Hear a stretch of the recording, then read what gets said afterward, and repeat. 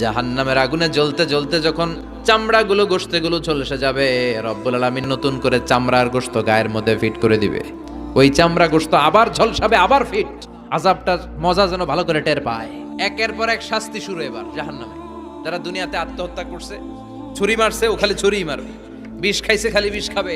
যে মেয়েগুলো ওড়নায় গলা পেঁচিয়ে এই আত্মহত্যা, তারা জাহান্নামের রশিতে আর ওড়নায় খালি আত্মহত্যা করতেই থাকবে। যারা স্মার্টফোনের ভিতরে ইন্ডিয়ান নায়িকাদের কোমর দোলানো ডান্স দেখেছে, অশ্লীল ভিডিও দেখেছে, জাহান্নামের গরম শিক চোখের ভেতরে ঢুকিয়ে দেওয়া হবে। যারা মিথ্যা বলতো, ওদেরকে এক লাইন জাহান্নামের ছুরি দিয়ে কুচি কুচি করে জিহ্বাটা কাটা হবে। অন্যের জমি মেরে খেয়েছে এরকম ডাকাই তাছাড়া নাই, 7 জমিন ওর কাঁধে তুলে দেওয়া হবে। এবার কারে কর গিবত করে চগল খড়ি আছে না নাই, তাদেরকে আল্লাহ জাহান্নামের তামা দিয়ে নখ বানায় দিবে, আগুন ঝরবে ওটা থেকে।